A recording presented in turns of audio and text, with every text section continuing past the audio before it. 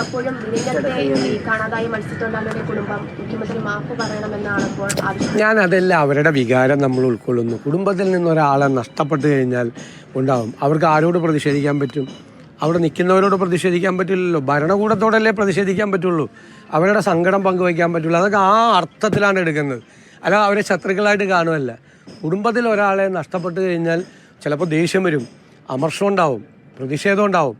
അത് ഭരണകൂടത്തോടാണ്. ഇപ്പോൾ മുഖ്യമന്ത്രി ഭരണകൂടത്തെ പ്രതിദാനം ചെയ്ത് നിൽക്കുന്ന ഒരാളാണ്. മുഖ്യമന്ത്രിയല്ലേ വിമർശിക്കേണ്ടത്.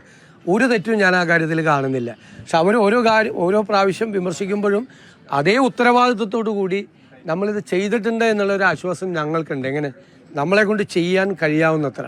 ഇത് പോരാ, അതാണ്, ഇത് പോരാ.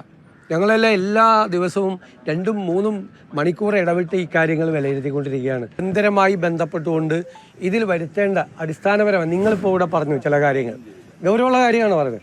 അതുൾപ്പെടെയുള്ള കാര്യങ്ങൾ ഉൾപ്പെടുത്തിക്കൊണ്ട് നല്ല മാറ്റം വരുത്തും.